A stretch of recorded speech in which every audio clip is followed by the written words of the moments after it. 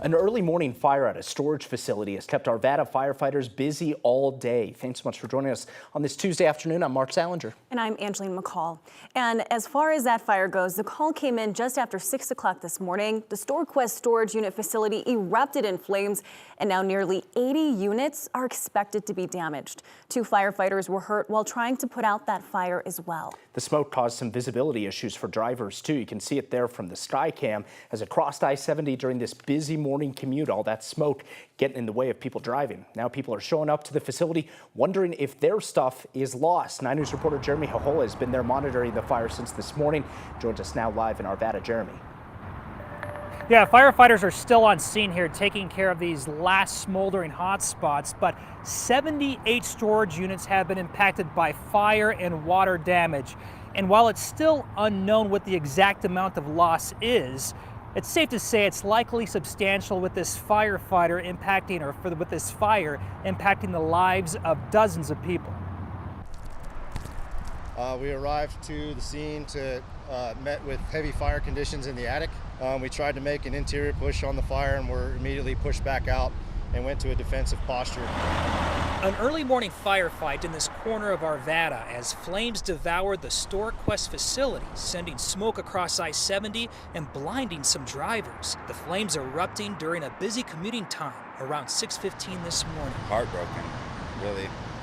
Like, I don't even care about the money spent. I just care about him thinking that he can't have his stuff anymore. Russell Bursky showed up looking to get answers about his storage, which includes comic collectibles and toys for his son. They had plans to move into a new home soon. Now I have to tell him that everything's gone.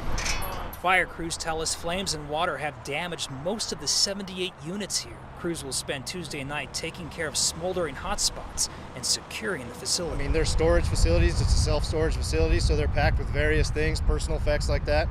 We were met with heavy smoke and heavy fire conditions, so there's extensive damage. Bursky is among dozens of people who are now wondering if their stuff is a complete loss and what StoreQuest will do to make them whole. Including my collectibles, because I collect a lot of high value, like Marvel and DC stuff.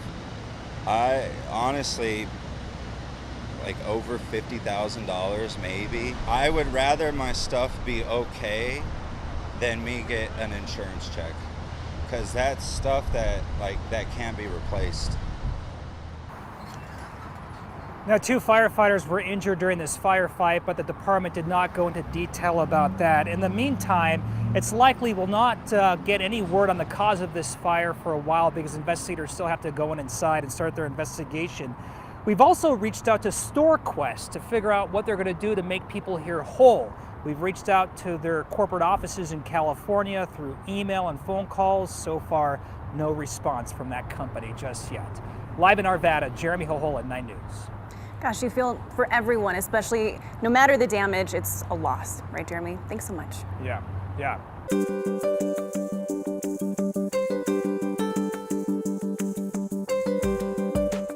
A fire like today can be devastating for people losing their belongings, not just because of the money damage, but because of those sentimental things too. Our Steve Stater, Steve on your side tonight with more on what you need to know about storage unit insurance and things that you should do if you're using a storage facility. The damage to one building on that StoreQuest self-storage lot in Arvada is extensive, and all morning firefighters were just pouring water all over it. So chances are a lot of items on the inside won't be able to be salvaged. Steve on your side looked into the policies for StoreQuest. We found that all of the renters in those units have to have insurance. In most cases, your renter's or homeowner's policy will cover personal items stored inside a storage unit.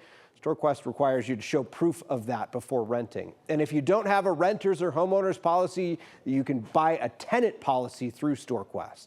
This is a good reminder to itemize your belongings. We've learned this after many disasters here in Colorado. Keep a list of the big ticket items you own if you're ever in a situation like this. Pictures and videos are even better. Keeping that itemized list of your big items, when you bought them, what you paid for them, that's also really important. It can help make the insurance process a whole lot easier. So the next time you head to your storage unit, shoot some photos, maybe record a little video. And if you have a consumer problem, tell me about it. The email right there on your screen, and you can now call our new hotline, 303-871-1700. I'm Steve Stager, Steve on your side, 9 News. Happening now, eastbound lanes of C470 and Bulls Avenue are closed because of a fuel spill. You're taking a live look at that affected area right now with the lanes there. You can see traffic is backed up and inching forward. CSP says that someone's reserve fuel tank ruptured, spilling diesel all over the road. Hazmat crews and DOT responded to the scene to start the cleanup process. Lanes are expected to fully reopen by about 5:15 today. I want to take a live look outside right now from Spear and Logan there. You see, it just looks warm out there. But hey, it was a little bit cooler than yesterday. But Kathy Sabin's here now. Tell us it's about to heat up even more. We're talking 90s for the first time this year. That's right. Early summer heat and early summer preview as the summer solstice is on June 20th at 2:50 in the afternoon. That will mark the longest day of the year in terms of daylight hours and also the start of summer. And while it was cooler today, it was also calmer. The front is off to the east of us, and wow, with the warm temperatures, we're seeing rapid snow melt in the high country. So rivers, creeks, streams are running high, they're running fast. The early summer heat means 90s, not just tomorrow, but possibly Thursday and Friday, heading into a weekend that will be cooler, but also we'll see a return of thunderstorms. 81 in Denver, 86 in Lamar, 84 in Greeley, and 83 in Fort Collins. Average high this time of year is about 79. Wind is something you folks in the foothills have been dealing with all day. Broomfield, Arvada, Longmont, but also gusts to 40 around Netherland, Dumont, and the Loveland Pass area. And we're seeing the high and mid-layer clouds coming in across the spine of the Continental Divide on the northwest flow. The parent low is off to the north of us, and that's where all the weather is this afternoon. Our radar is dry here while we're tracking severe weather from Wichita down to Oklahoma City. Again, those folks cannot get a break from the hail and the tornadoes. And that's where the severe weather threat lies for this afternoon. Bodes well for Colorado, but not our friends out on the eastern plains and central plains. So a few clouds drifting through tonight, a beautiful night tonight, and we turn up the heat tomorrow. Will we reach a record high this week? We're going to talk about that with your extended forecast in detail coming up.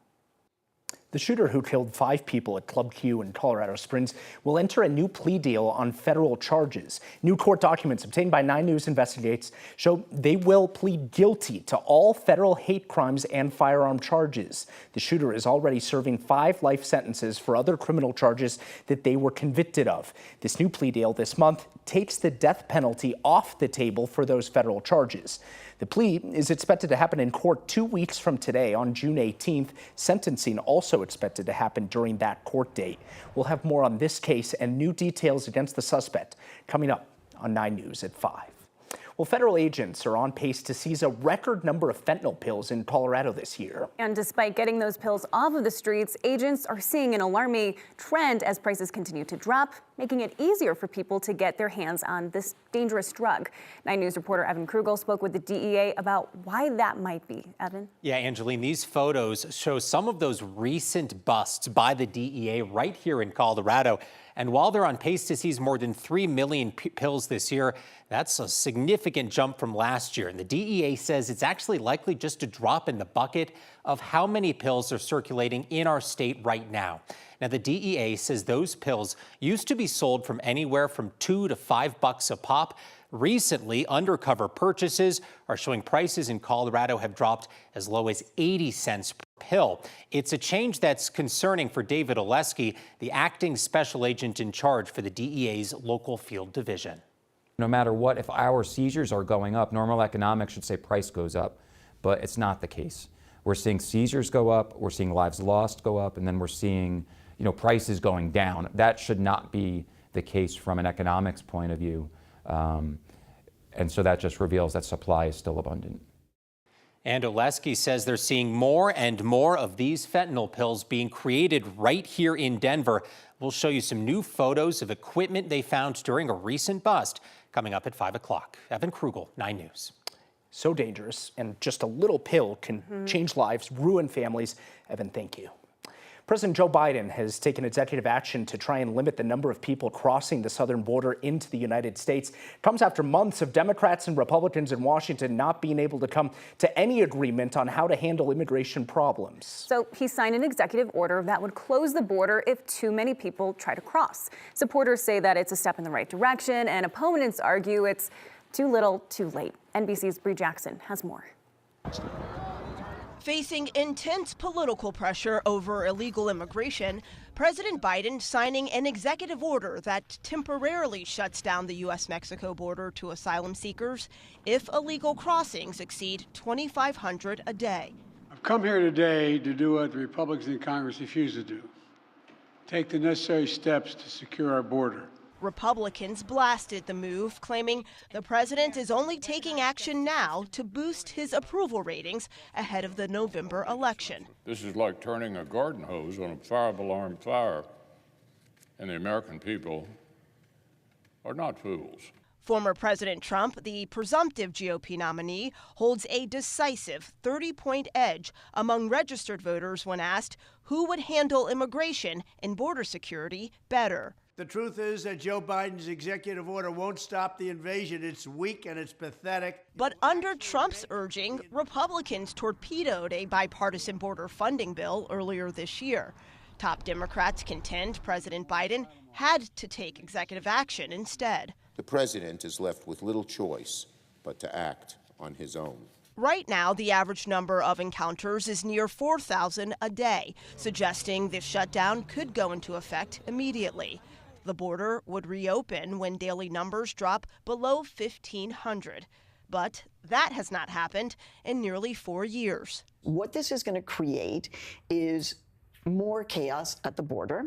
A political fight over the border that is sure to spark legal battles. In Washington, Bree Jackson, NBC News. It's still unclear exactly how this executive order will impact us here in Denver. While border crossings into Texas have remained relatively high in recent months, the number of migrants arriving here in Denver has decreased dramatically. Only 7 arrived here today, according to the city. That's down from the hundreds we saw arriving here every day earlier this year. The City Department of Human Services says they will closely monitor any impacts the executive order has here in Denver. In the meantime, they say they'll stay focused on what they are able to control, including their recent pivot away from emergency operations to a more sustainable programmatic approach, as they're calling it.